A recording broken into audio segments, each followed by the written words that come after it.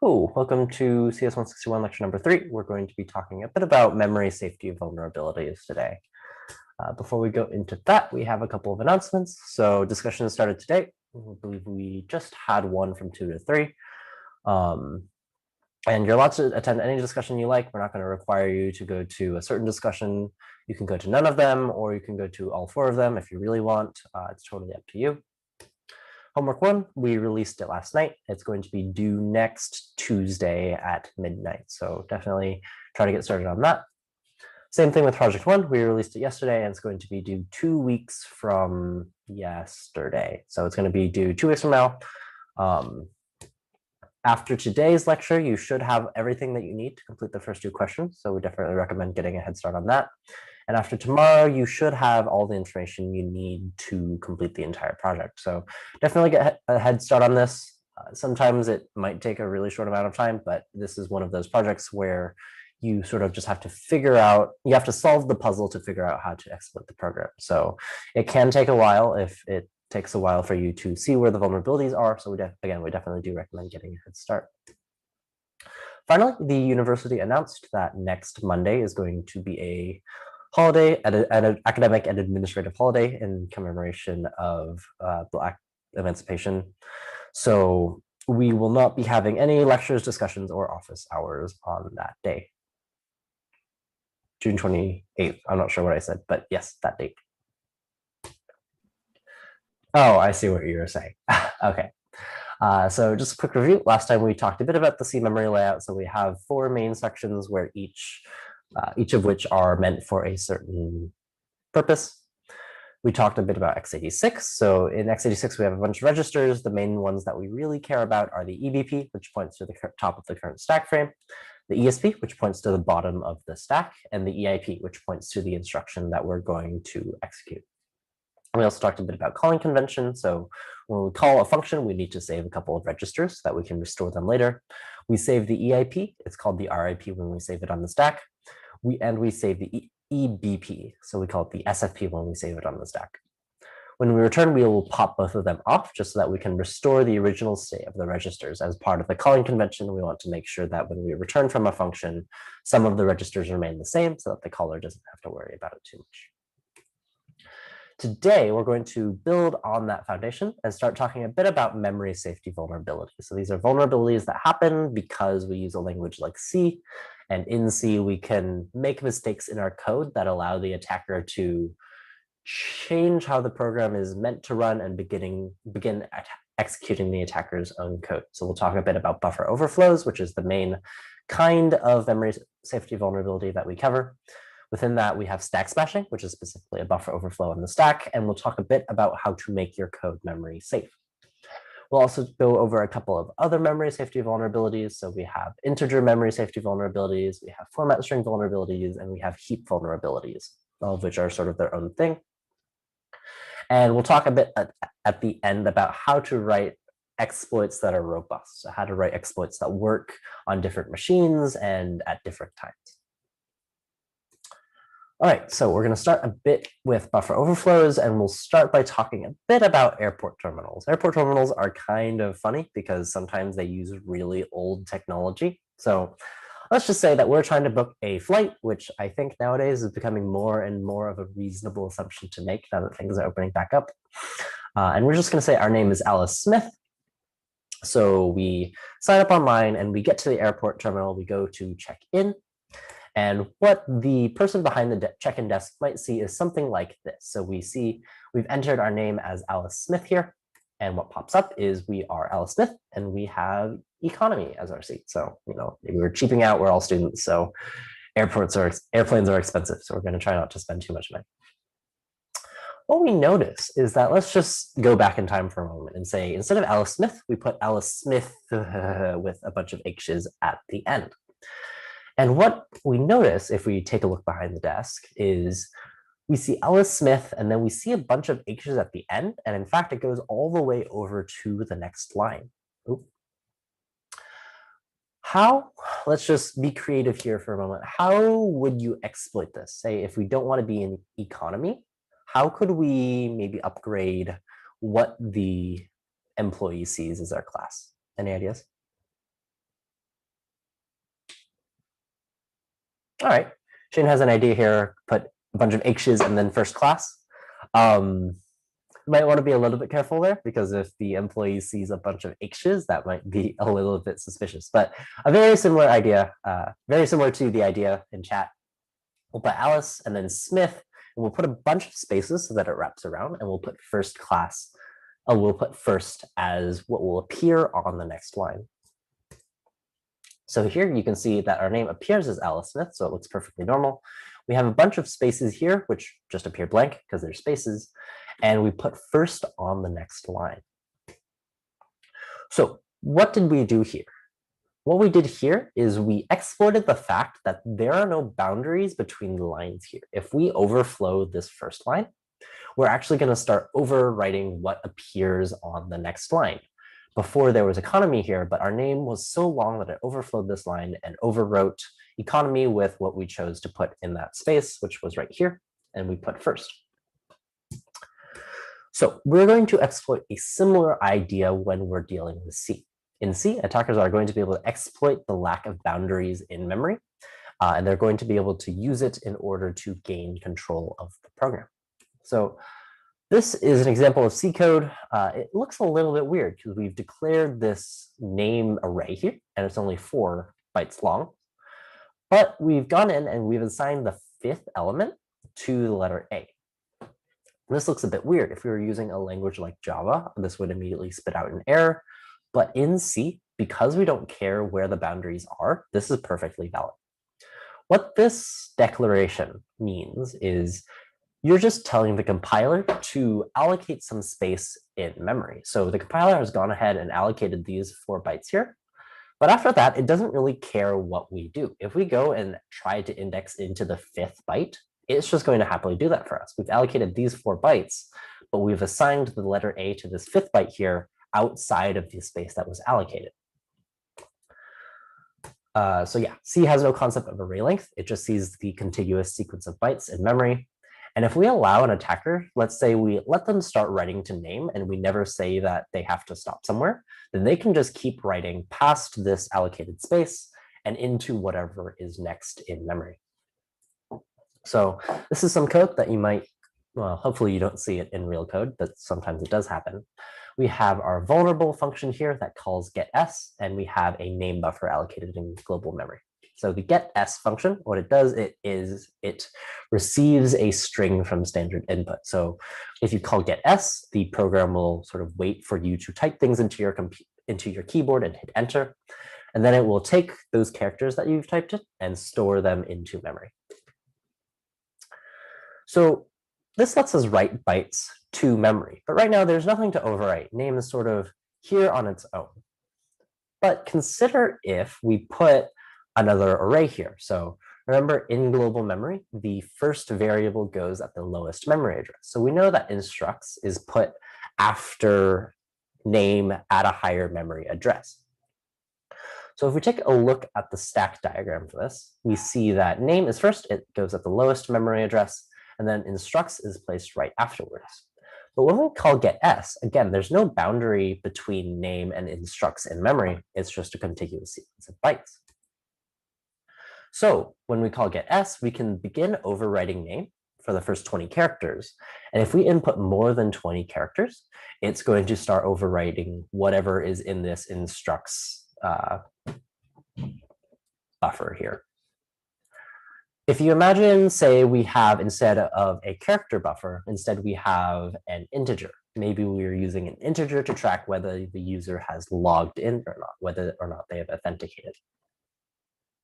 What we can do here is if we write 20 characters just to fill up this name buffer here, and then we put the integer number 1 as our next set of 4 bytes, because integers are 4 bytes, then we can change the value of this authenticated variable in memory without ever directly having touched it in the code here. In this code, we've only touched name, but we know that authenticated can be overwritten by writing bytes right after where name is located. Another example that you might see, and this is all really just going through examples of the same thing, just in different forms, is let's say somewhere in code we want to get a line from the user. So we have a line buffer here, that's 512 bytes. And then later on, we're going to execute a command. So This execv will execute the ls command up here. That's just to list files. You don't need to worry about it too much. But because this command is placed as an array with these little brackets here, it's placed into global memory right after the line buffer here. So if we write more than 512 bytes, we can change the value of this command, and instead of executing ls, maybe we'll execute our malicious code. Let's just say we put a malicious binary somewhere, and we can change this command to execute that instead of ls. All right, last example. Is anyone familiar with what this syntax looks like? It's a little weird. We've got a little star here, and then we have a void for some reason here. Is anyone familiar with the syntax really quickly? I've got a yes in chat. I'll take your word for it. This is a function pointer. That's why I've named it fnptr here, function pointer. And what this does is usually we're referencing functions by their literal names, so we know the function at compile time, but we can actually refer to functions as pointers. So this is a pointer. It's 4 bytes in memory because this is a 32-bit system. And we can call this function just like any other. We can call this function pointer as if it were just a function. What we'll do is we'll jump to whatever the value of that pointer is as the pointer is stored in memory.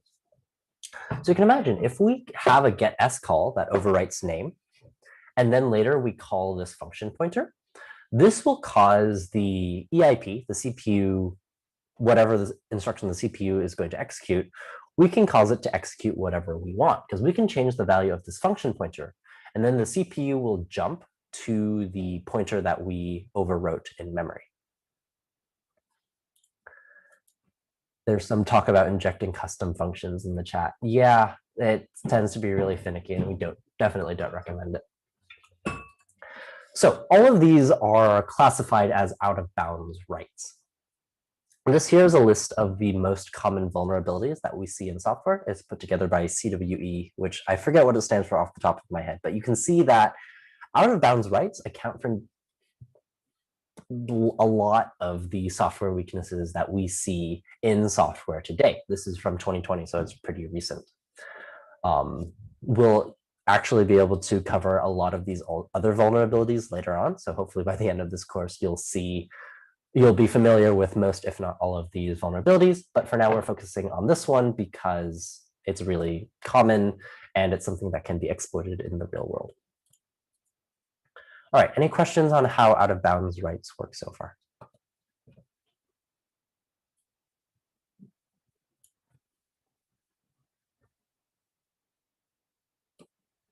Okay, awesome. So we're going to get into stack smashing. Stack smashing is really just a kind of buffer overflow where it happens on the stack. Okay, so let's think for a moment. What are some of the values that are saved on the stack that we might want to overwrite? Or in fact, what's saved on the stack at all, if anyone recalls from last lecture? Right, the RIP, the SFP. So maybe we can change the values of those pointers. We can also overwrite local variables. So if maybe we're storing a authenticated variable on the stack, we can control that. And that's pretty much everything that I have here. So local variables, we can control those if we have a buffer overflow vulnerability. We can control function arguments. So maybe we're calling an important function and we can change the arguments to that function to cause it to produce malicious behavior. We can also overwrite the SFP. So maybe we can change the value of the EBP when it gets restored. And the one that we're going to focus on is the return instruction pointer. So remember that this is the value that's popped off the stack when we want to return from the function. It causes the CPU to jump to where it was before. But if we change the value of the RIP, suddenly we can tell the CPU, instead of returning to where you were originally executing, we'll get you to jump to our own malicious code and begin executing our malicious instruction. Okay, before I go any further, we're going to talk really quickly about Python syntax, because we're going to use Python a lot in this class, especially for the first module. My camera has gone out of focus again. Let's see if I can fix that. No, I cannot. Can you turn it off and turn it back on? Probably. All right, there we go. We're going to use Python a lot in this class because project 1, most of your exploits will be written in Python, and it's the syntax that we're going to use on exams as well. You can add strings together in Python. So if I have the string ABC and the string DEF, I can concatenate them together to produce ABCDEF. I can also multiply strings. So this is approximately what you would expect. If I have a character and I multiply it by 5, I'll get the same character 5 times. We can do this with longer strings as well. So if I have CS161 and I multiply it by 3, I'll just get the CS161 string repeated 3 times. And probably most importantly, we're also able to write raw bytes. So this little \x sequence here, it takes 4 keystrokes for us to enter it into Python code. But in fact, this just represents a single byte. It represents a single byte where all the bits are set because f is the highest hex value. But if we take the length of it, it's still equal to 1 because it's still just one raw character in Python. It's just encoded as a \x sequence so that we can type it easily. Just to recall how we represent characters, characters are still bytes. So if we have this character A, this still has a byte value. It has the value hex 41. This representation is called ASCII. So all characters have a byte representation, but not all raw bytes translate to real characters. Some bytes are, say, a null byte that terminates a string, or maybe it's a control character that represents like a backspace or something. Just something to keep in mind. Note that sometimes you might see a double backslash. This encodes a literal \/ character because we use \/ to / other things. We need a \/ to represent an actual \/ byte.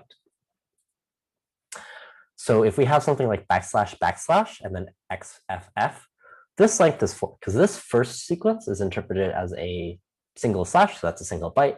And then the rest of these are represented as a literal X character, an F character, and an F character. So this has the literal byte representation of this. This would be how you would want to encode it if these were raw bytes, but this is the same thing as this. So again, remember that all characters are bytes, but not all bytes are characters. Okay, so we're going to try to execute a really simple exploit. Remember, we are calling getS, so we can begin overwriting at the beginning of name.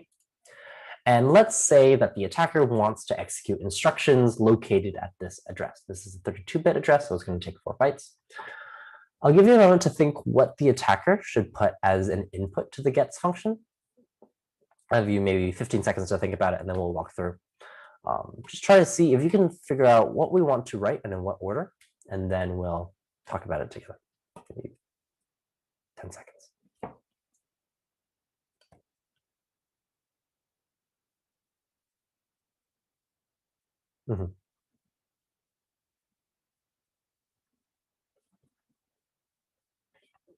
All right. What we'll want to use as our input is something like this. Yes, in chat, you're very close. I'll go over why it's 24 instead of 20 in a moment. So first of all, we want 24 dummy bytes. Remember that our name buffer is 20 bytes long, so we need 20 bytes in order to overwrite that. But we also have an SFP that's in the way. Eventually, the thing that we want to overwrite is the RIP. But in order to get there, we need 20 bytes to overwrite the name, plus 4 bytes to overwrite the SFP. After that, we can place the address of our shellcode. So we know that these 4 bytes are what is going to get popped off as the RIP. So we place the address in this weird sequence here. So the pointer is stored as raw bytes in memory because it's representing a number essentially. So we need to encode it like this. And notice that EF, BE, AD, DE is in the reverse order of bytes that we saw in the address that we wanted. And remember, addresses and x86 in general are little endian. So the least significant bytes, the bytes that represent the smallest values, they go first. So we have the EF, which went at the end of 0x dead beef, and then we have BE, and then we have AD, and then we have DE. We'll skip over this for a moment. Does this make sense why we have this address or have this input? Are there any questions? Why did we use \x? So this is just a Python thing. Python decided that, okay, sometimes in strings, we want to write bytes that aren't just characters. So they devised a way to encode any kind of byte as a \x sequence. So if I wanted to represent a null byte, I would do \x00 because I can't just type a null byte as part of a literal string. I'm not sure what the binary representation would be. That would be something that you have to look up, but we won't ever use binary representation in this class because hex is just more convenient. Very good question.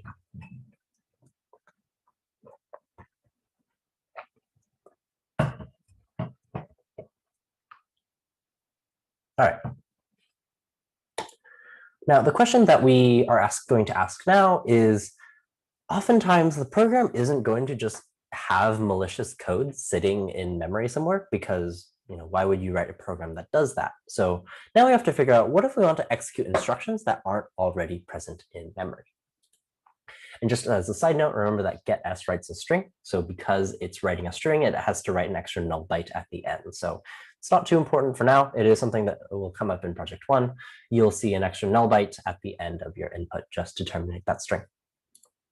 All right, so this is where we think back to how code is compiled and assembled in the first place. Remember that all code is just comprised of bytes. So if we have, say, this is a malicious code sequence, we can assemble that and turn that into this byte sequence here. And what we can do is we can actually place this code in memory ourselves.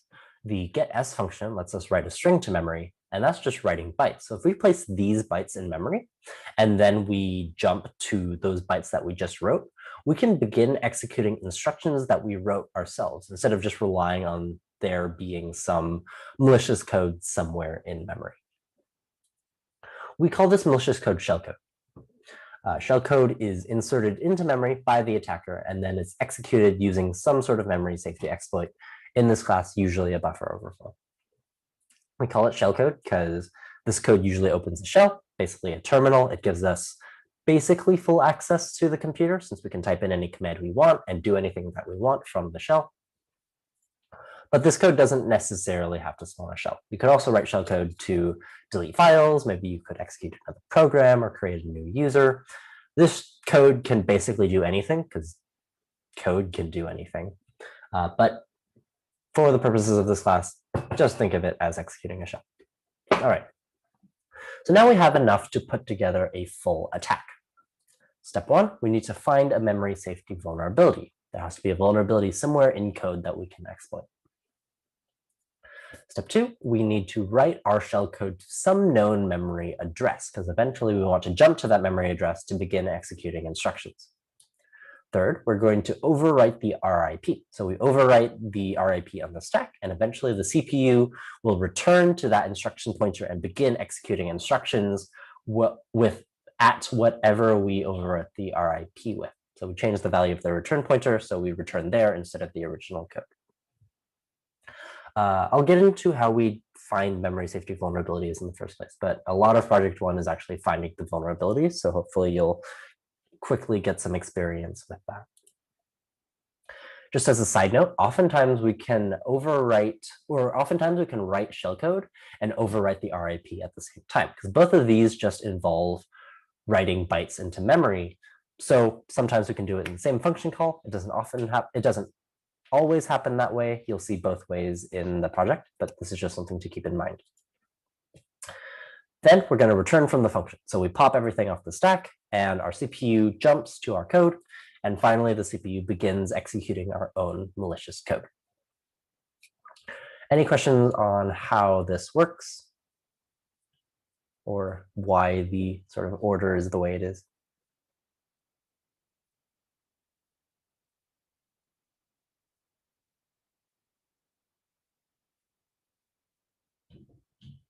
All right. So now we're going to put together our first full exploit. Now we just have a variable that we can reference in Python called shellcode. Let's just assume shellcode is a string in Python. Assume that the address of name is 0xbffcd40. So name starts at this address. What should the input that we construct to the getS function be? We know that we need to write the shellcode to memory ourselves, and then we need to overwrite the RIP with the address of that shellcode. So give you maybe 15 seconds to think about what to put. Feel free to put your answers in the chat if you get to it fast enough.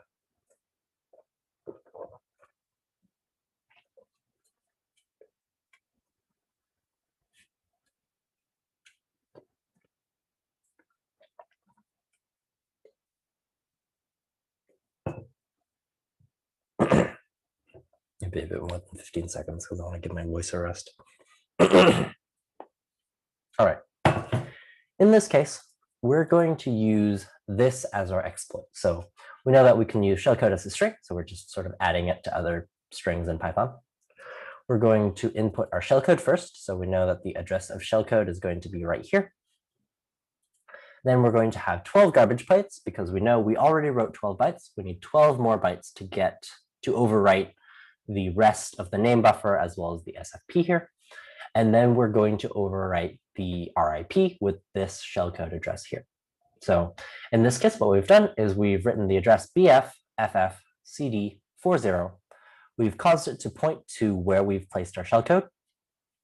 And then at this point, we've completed the exploit. So question, is this the only possible exploit? Could you think of any alternatives that we could have used?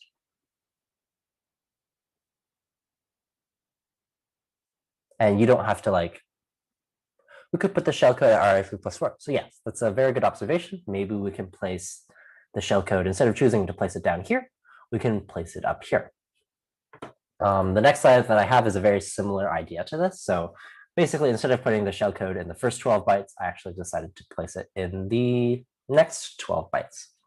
So in this case, our exploit is 8 times 12 plus shellcode plus this address here. So we've changed the address of our shellcode. Why did we do that? Or have we changed this address here? Why did we do that? The shellcode's in a new spot. The shellcode used to be down here, so we used to want to point this address down to here. But because we've placed the shellcode in a different spot, we need to change the address that we overwrite the RIP with. Now it's just name plus 12, and 40 plus 12 is 40 in hex plus 12, which is C in hex, is 4C. Hex math is something that you'll get fairly familiar with as you go through project 1. Is there a reason we're pointing to the last line of shellcode? So keep in mind that the lower memory addresses are always going to be at the bottom for our stack diagram. So we're pointing to the lowest memory address, which is the first byte of the shellcode, because remember that the CPU will go to higher and higher addresses as it goes through execution. So the start of the shellcode is the lowest address, which is down here. Does that answer your question?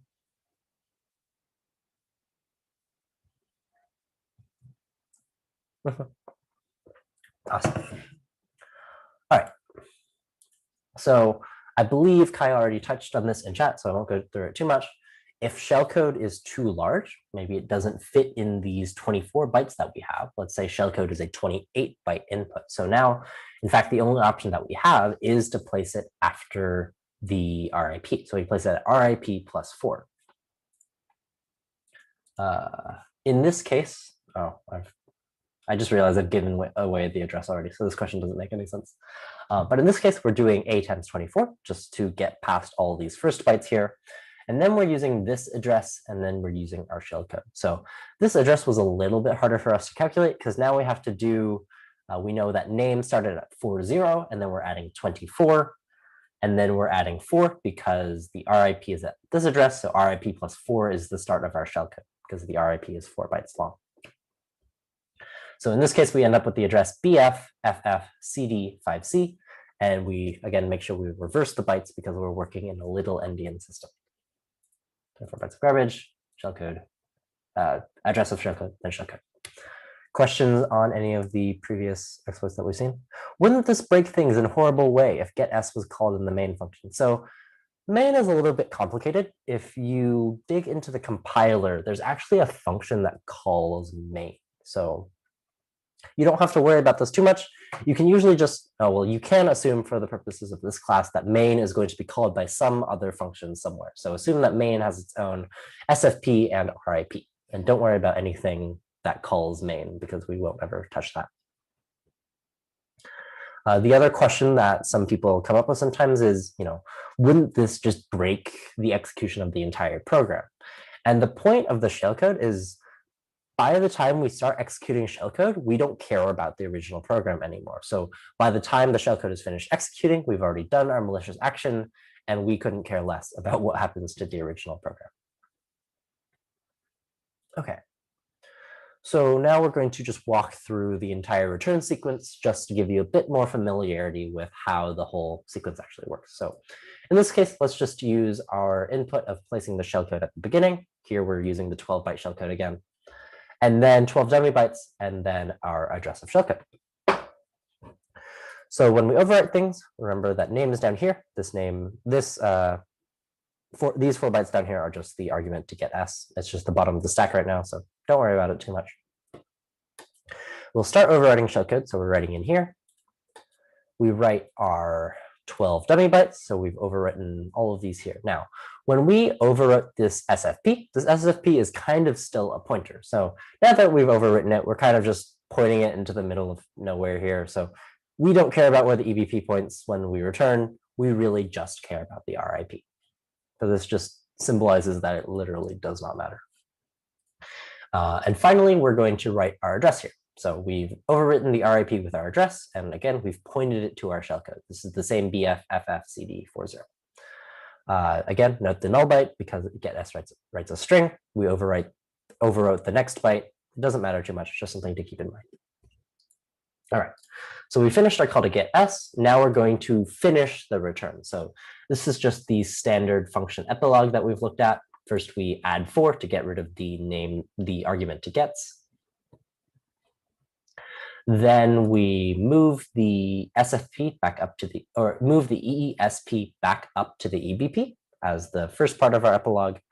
Then we pop this address off. So we expected the SFP to be here. So we expected to restore the original value of the SFP, but because we overrode it, now our EBP is also pointing to the middle of nowhere. Finally, our ESP is at our shellcode address, and we're going to execute this ret instruction. So this ret instruction pops the bottom address off the stack, assigns it to the EIP, and now this EIP is pointing to our shellcode. Now we'll just begin executing the shellcode, and at this point, we've gained control of the program. We spawn a shell, and we can do whatever we want with the program. We have taken over the program. Questions on how this return sequence worked?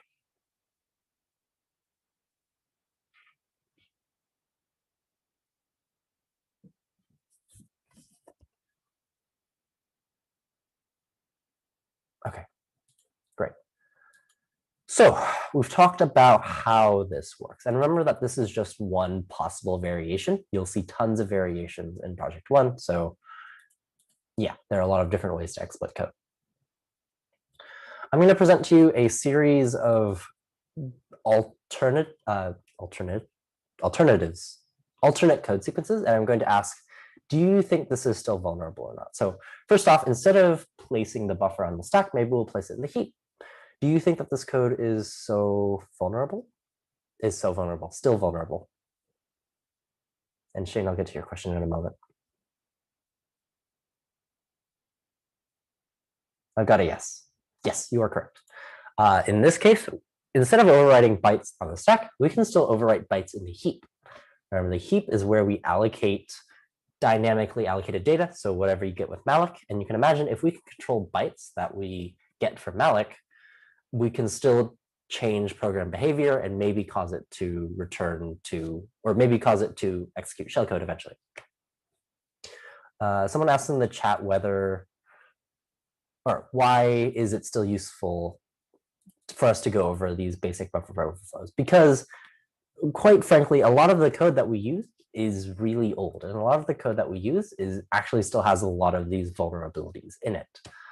So even though most of the exploits that we see nowadays are a little bit more complex, they still rely on the same idea of having shellcode in memory and eventually executing our own malicious code. So the attack here might be a bit simple, but in more complicated attacks, we still have the exact same ideas. All right, what about this? Oh, actually, no, this says solution, so I've already given away the answer. In this case, instead of using the getS function, we've used a function called fgetS. So the parameters for this function are a little bit different. In this case, we actually need to specify specifically that we want to read from standard in. But notice this second parameter here. In this case, we specified that this buffer is 20 bytes long. So this tells fgetS, hey, name is only 20 bytes long. So you should not write anything past 20 bytes from the beginning of this array. Now, we have no ability to write outside of the bytes that were allocated for name, and the buffer overflow simply isn't possible anymore. It's a rather simple fix, but you'll be surprised how often you don't see these in actual code. It's a little bit more common nowadays because the C language is starting to phase out the vulnerable functions, but it still happens quite often. Side note, if you're ever writing C code yourself, and you'll see later why you maybe don't want to ever write C code ever again, but if you're ever writing C code yourself, make sure you look at the man pages for the different functions, because different functions take very slightly different parameters. Sometimes you might need to pass in, say, 19 instead of 20. All right. Another sort of side note, instead of using 20, what you might want to consider doing is using this size of keyword. So this says, don't use the value 20. In fact, just find out whatever the size of name is and use that. This means that, oh, if later I change name from 20 bytes to 8 bytes, then this parameter will automatically change to 8, and we don't have to worry about accidentally forgetting to change it somewhere else and enabling buffer overflows again. We will cover a bit of, we'll cover the idea of Rust. We won't go into actually how to write Rust or anything, but we'll talk about memory safe languages in general. All right, just as a quick dump of functions, here are the functions that you probably don't want to use unless you really know what you're doing, and the alternatives that you should use instead. So instead of gets, remember we can use fgets instead, and it takes the length. Same thing with strcpy. You can use strncopy instead, or if your system has it, you can use strlcopy, which is more safe, but it's technically not part of the C language, so sometimes you might not have it available to you. Instead of strlen, which sort of just reads until it finds a null byte, you should probably use strnlen instead, or if you're in some really weird situation where you don't have strnlen available, because technically it's not part of C, you can use memch#. But for this class, you can assume the existence of strnlen. These are just a couple functions. These are the most common ones, but there are plenty more functions that you'll probably want to look up just to make sure they're memory safe. And if they're not, you'll want to look up the alternatives to writing memory safe codes. All of these will have the same principle of specifying the length of the buffer, so to prevent buffer overflows. All right, we're halfway through and more than halfway through lecture. So I know that an hour and a half is really long, so I'm going to give us a 5-minute break before we continue. Feel free to walk away from your computer and come back at 4:24. And feel free to ask questions if you need to. Should we pause the recording? So yes, I'm trying to figure out how to do that. Oh, there it is. Zoom. All right, it is 4:24, and we need to make haste through the rest of these slides. So hopefully we'll be able to finish. Hopefully that was enough time for you to rest and recuperate. We'll talk a bit about other memory safety vulnerabilities. The format of these is basically I'm going to present you with some code, and you're going to see if you can spot the vulnerability. So is this a safe piece of code? Does anyone see any possible problems with this?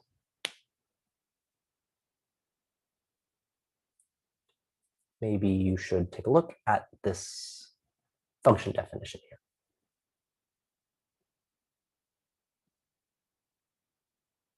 All right, so you're right in noticing that memcopy is a function that we're using here. But memcopy is actually a memory safe function because memcopy, you can specify the length of your data. Now, the thing that I've pointed out here is that int here, the parameter chef_func, is a signed type, but size t is an unsigned type. So here's where we have to think back to number representation again. Len is -1 is represented by a series of ones. So it's a byte, or it's a int comprised of all ones as its bits. Because this is signed, this comparison here is a signed comparison. So this will say, is -1 greater than 64? That is not true. But when we pass it to memcopy, memcopy takes in an unsigned integer. It takes in a size t.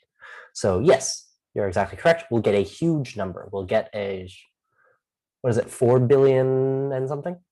So in this case, fortunately, this will probably crash the program, but especially with bigger and bigger memory sizes nowadays, this actually might not crash the program.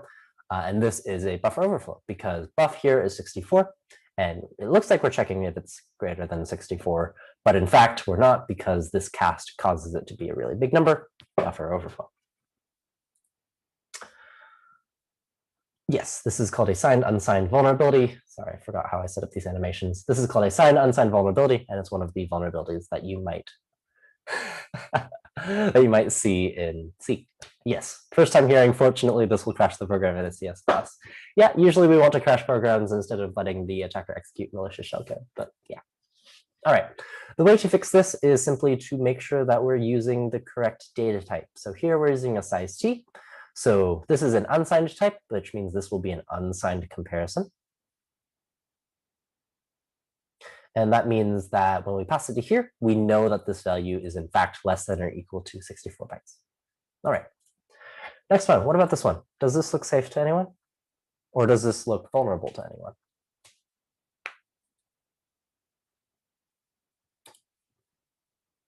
You see we're using a size t here. So in fact, we're using an unsigned type. Malloc takes in an unsigned type.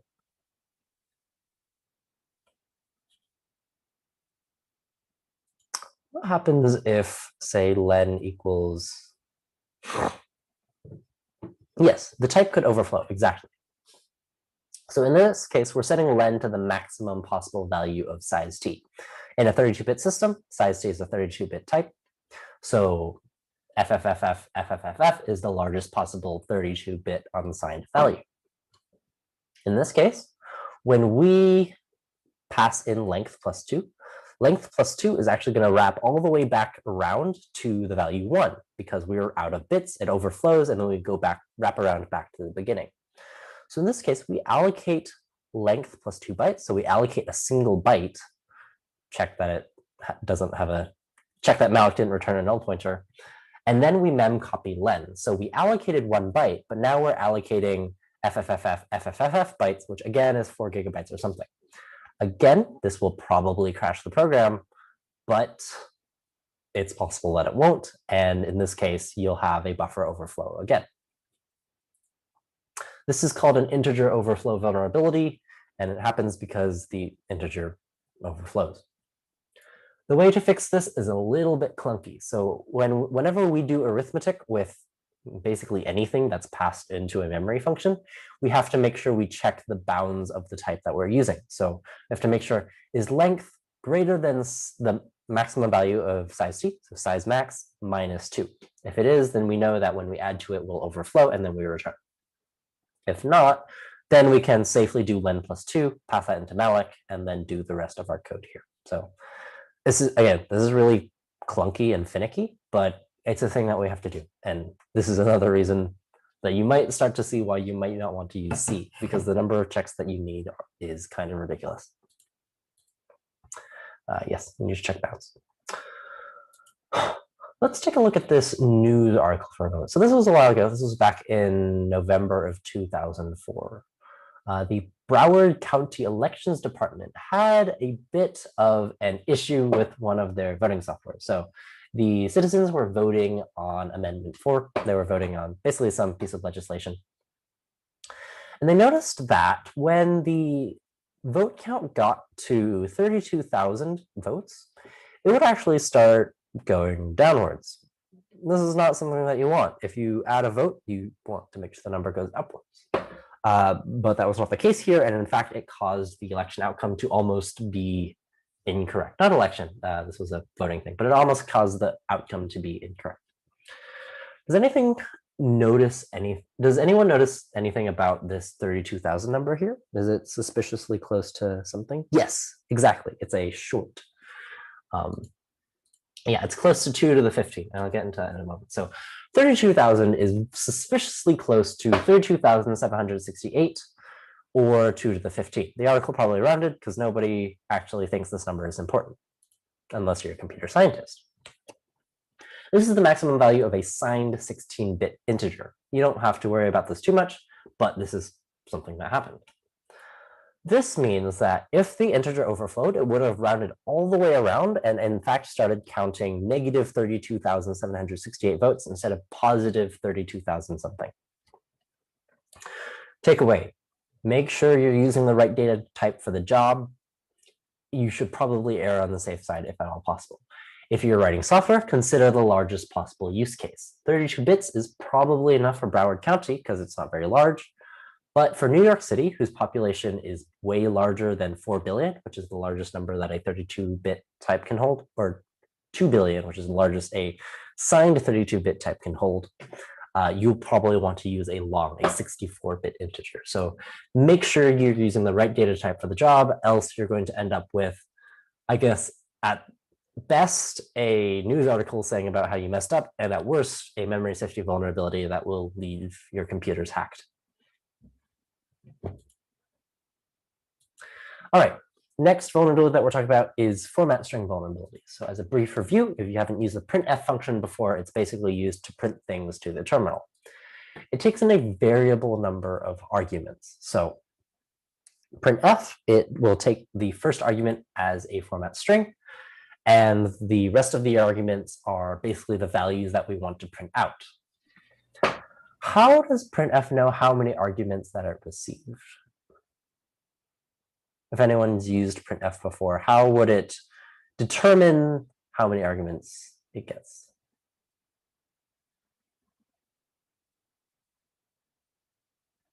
Close. In C, we can't actually determine the length of an array because we don't know how long that array is, because remember, arrays don't have length. When we actually run the code, it's all just one big block of bytes. So it will infer the length from the first argument.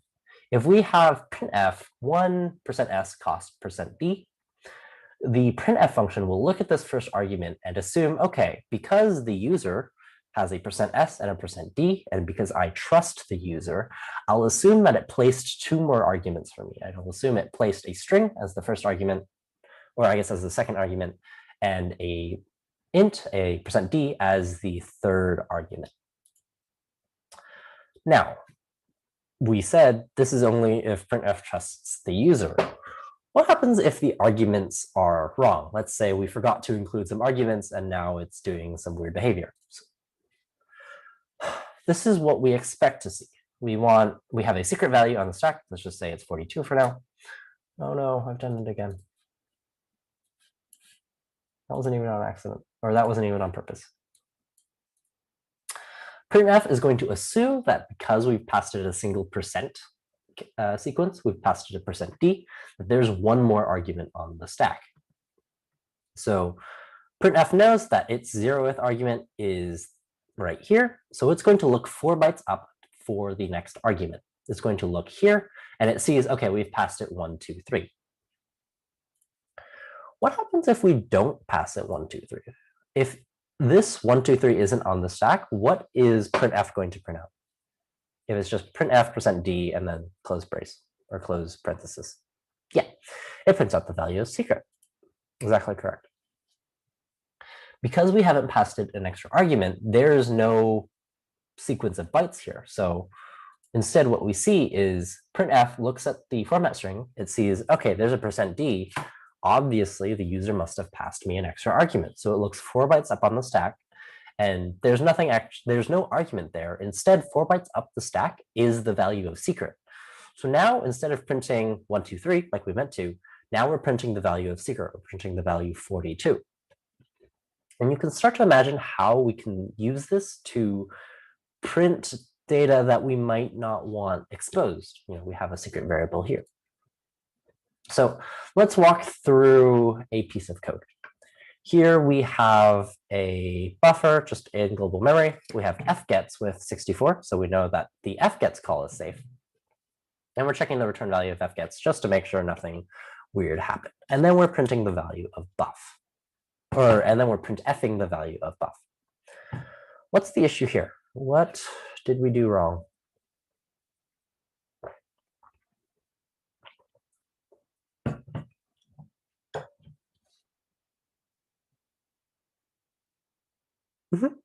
We can choose the value of this format string. We can change the format string that printf sees, and this will cause it to assume that maybe there are no arguments on the stack, or it'll assume that there are lots of arguments on the stack and start printing things out.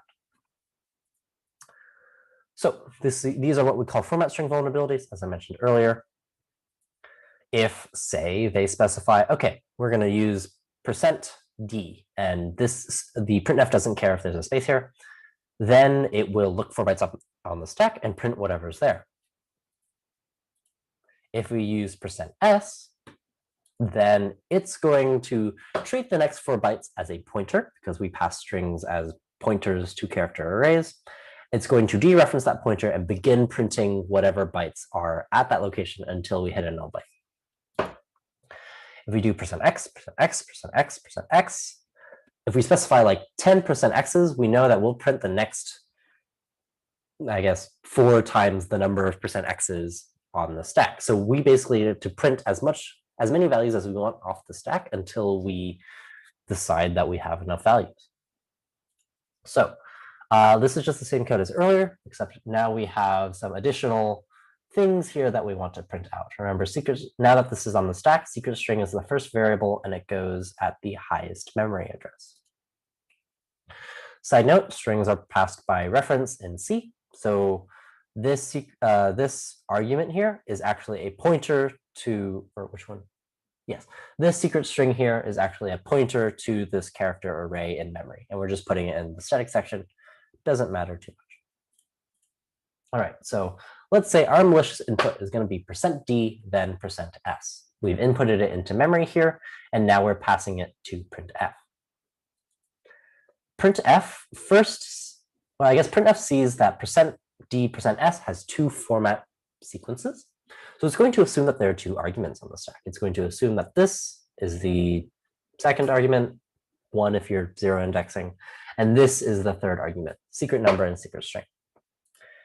The first specifier is %d, so it's going to print secret number out as a number. We see that we get the value 42 because that's the value of secret number. Next, it sees the %s, so it's going to treat this as a pointer, dereference it, and print whatever characters are here until we get to this null byte. Yes, %s will dereference until it sees a null byte. Does it make sense why we were able to do this? Why we were able to leak the secret values on the stack? Any questions?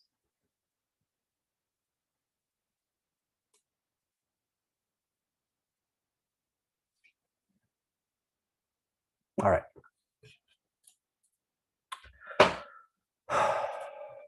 Oop, I didn't set the animations up correctly on the side.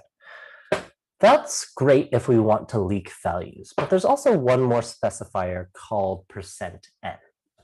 %n is a little bit different. Instead of reading values from the stack, it actually treats the next argument as a pointer, and it's going to write the number of bytes printed so far to that address.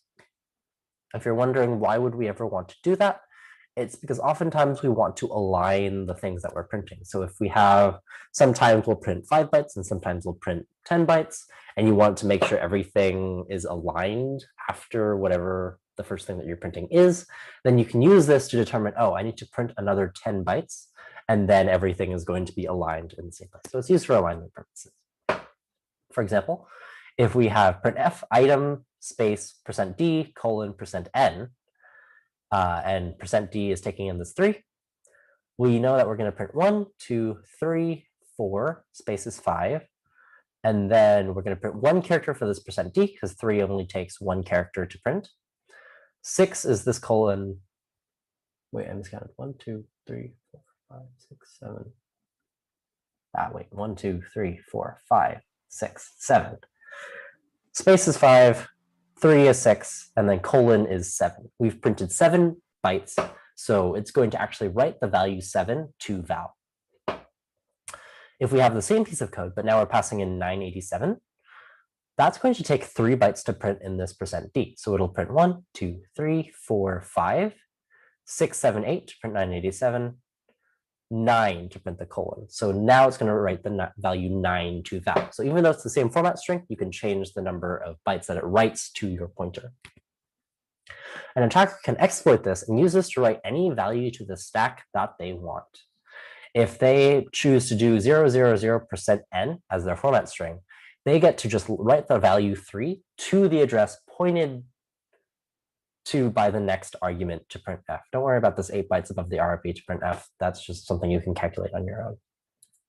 So as an example, if we're doing %d, %n as our malicious input, and we're doing the same thing as before, printf, again, is going to assume that there are 2 additional arguments passed to it on the stack, 4 bytes above and 8 bytes above. First one is %d. So again, we're going to just print the next 4 bytes on the stack as an integer. And the next %n says treat this as a pointer and write how many bytes I've printed so far. So we have printed 2 bytes so far. It's going to write the value 2 to whatever this pointer is pointing to. It's going to write 4 bytes because it's writing an integer. So these 4 bytes get overwritten, and it's going to be 2, 0, 0, 0 because x86 is little endian. I messed that animation up as well. It's not supposed to fade. Are there any questions on how this works? Why the attacker can both read and write to memory using a format string vulnerability?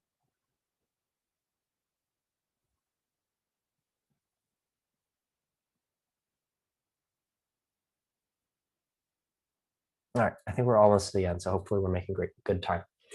How we defend against this is we never want to pass untrusted input as the first argument to printf. So instead of printf buff, we're going to do printf %s. This %s is a hard-coded string, so the attacker can't change it. Then the next argument is buff. So remember that %s is meant to print a string. It dereferences the pointer that is buff and begins printing whatever is in buff as a series of characters and not as a control string. Yes.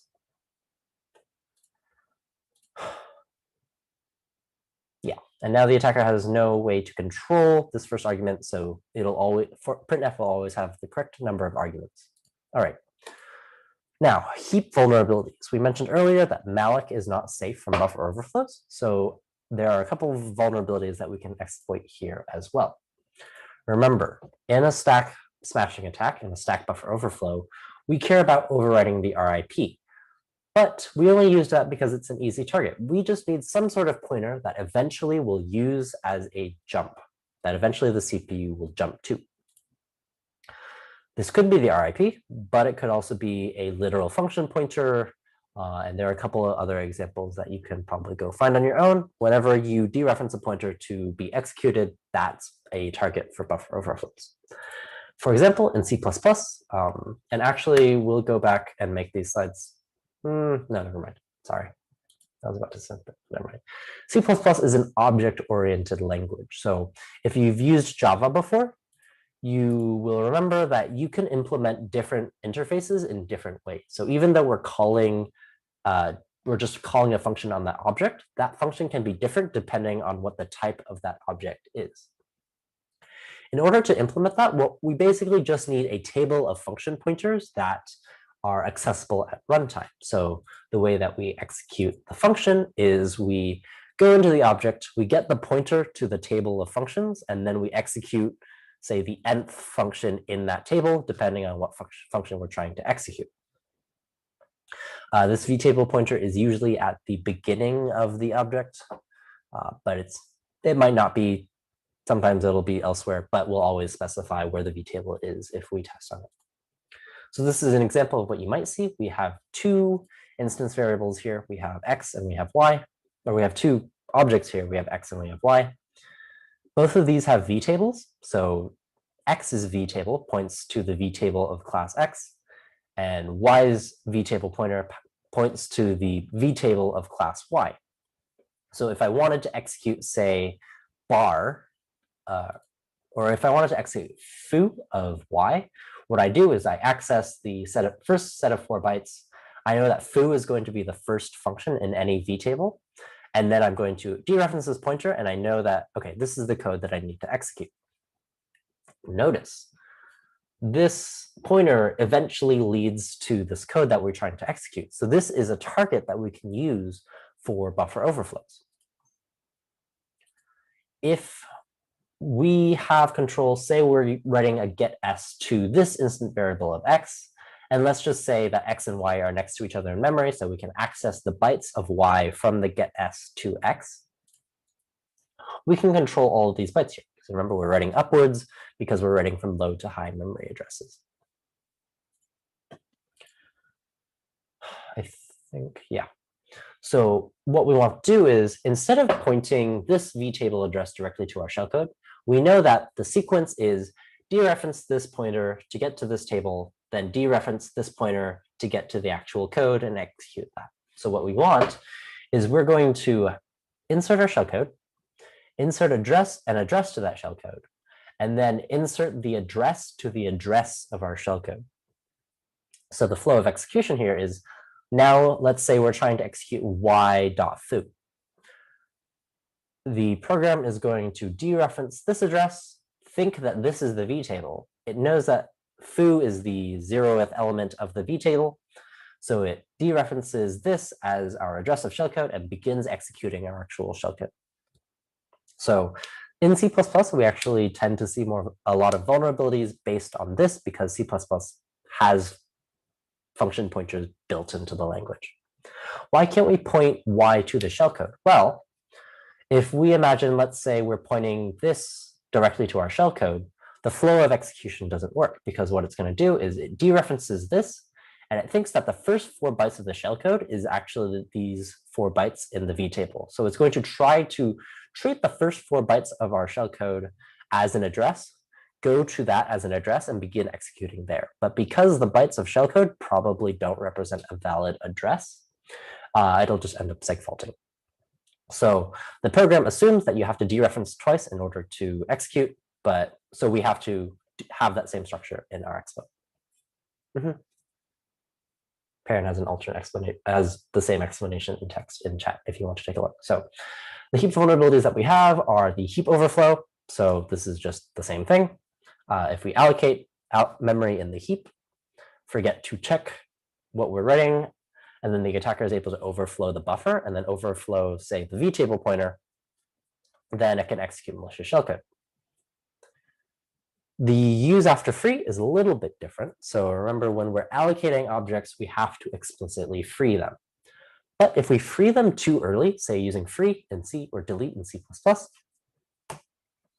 then if the attacker then allocates memory, the attacker has the potential to allocate memory that is still being used by that object, because malloc and free thinks that that memory is free when in fact it's still being used. So the attacker allocates that memory, and now the attacker just has the ability to overwrite anything that it wants in the memory that it received.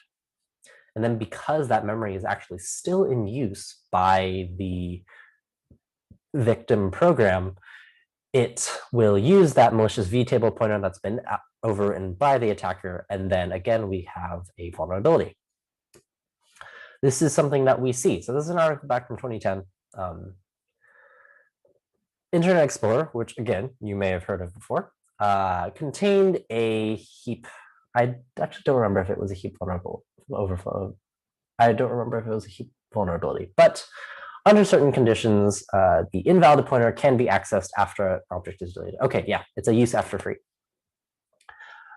This was something that happened in the real world. And this is why I mentioned, even though the attacks seem fairly simple, it's still stuff that we see in the real world. This takes up 4 slots in the top. I guess we have 17 vulnerabilities here. We have the out of bounds write, the out of bounds read. Those were the vulnerabilities that we looked at earlier. Use after free, which is what we have in the heap vulnerabilities that we talked about, and the integer overflows or wraparounds, they're also called that way, that we saw earlier when we were talking about integer overflows. So memory safety vulnerabilities definitely take up a really large portion of the vulnerabilities that we see today, which is why we teach you them in order to learn how to not make these mistakes and how to exploit them if we ever come across those vulnerabilities. All right, final notes on writing robust exploits, and I think we just have enough time to finish. So exploits can be very brittle. You can imagine if we're running on different platforms, if we're running, say, one program's running on Linux, the other is running on Windows, or even we're running the same program twice, there can be a lot of things that change. You'll see in project 1 that when you write your exploit for a given project, that exploit will just straight up not work on another student's computer. Side note, don't send your exploit to other students, that's cheating. But you'll notice if you do that, that it won't work because the memory layout in your virtual machine is different from the memory layout in that other student's virtual machine. So it just won't work. Each program might require its own constants in order to actually produce a working exploit. So even if the structure of the exploit is similar, you might need to change values in order for the exploit to actually work elsewhere. It takes a lot of work to actually make an exploit robust, to make an exploit work on a wide variety of machines. So the story that we're going to go into here is an exploit called extra bacon. I forgot to set up the transitions for this slide again, so you're just going to get all the text at once. But extra bacon was an exploit for Cisco's adaptive security appliances. We call it ASA. It had a exploitable stack overflow vulnerability in one of its protocols, which is called SNMP. Don't worry about what it is too much. But it required a lot of work to make the extra bacon exploit actually robust. Basically, what the exploit included code to query for the version of ASA, the vulnerable software that was actually being used, and then the exploit would have a bunch of different hard-coded values depending on the version. So we saw that, oh, this vulnerability has to change depending on even the version of the same software. So again, it's really easy for your exploit to break even on a different version of the same software. Another vulnerability that the NSA had was called Eternal Blue. Was this a legal hack from the NSA? I'm not sure about the legality of anything the NSA does, but they do have a lot of power nowadays. Eternal Blue was another exploit that the NSA was sitting on that they hadn't disclosed. It was actually stolen by the same group that stole extra bacon. So sometimes the NSA gets hacked and their own exploits get stolen from them and then used by other people. This was a vulnerability in Windows file sharing, and it was actually a really robust exploit. It led to malware. You might have heard of WannaCry, which I believe was a couple of years ago at this point. Actually, I don't remember. It might be 5 years ago. I don't remember. But after the exploit was stolen, someone wrote malware for it. Yes, 2017, I guess, as Darren says in chat. And it was used by the NSA to steal foreign intelligence from other countries. The thing about that is, even though it was very robust by the time it was stolen, it took a lot of work to make it robust. Again, it would normally crash computers more often than exploiting them, which, as was pointed out in the chat, is actually a good thing because we want our computers to crash rather than having malicious code executed. Because of this, a lot of people nicknamed it Eternal Blue Screen, because instead of exploiting the computer, it would actually just cause a blue screen. The takeaway here is writing a robust exploit is very difficult, and we're not going to ask you to do it because it takes a lot of work.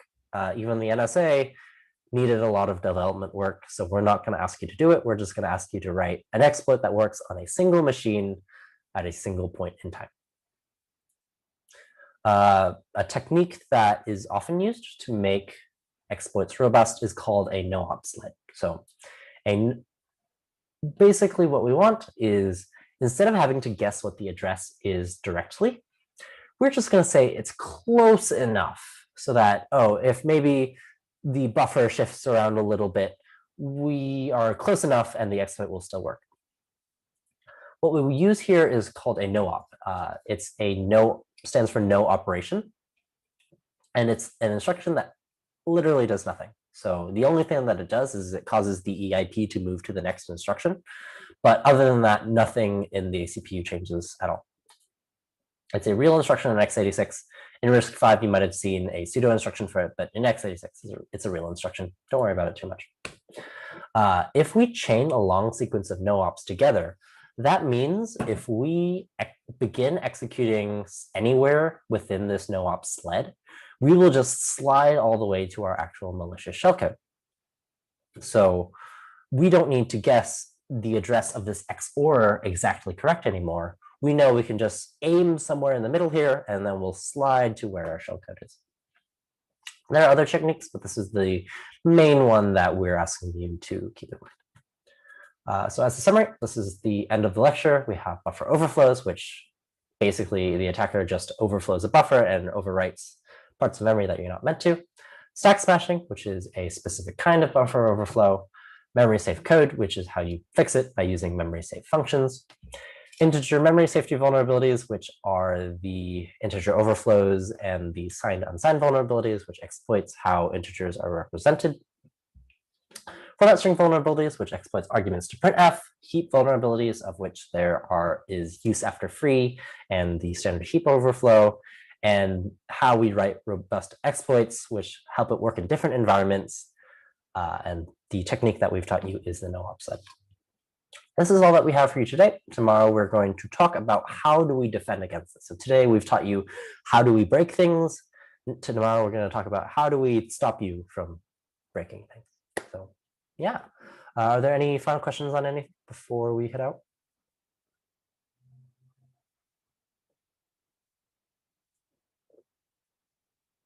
All right. If not, that is it for today.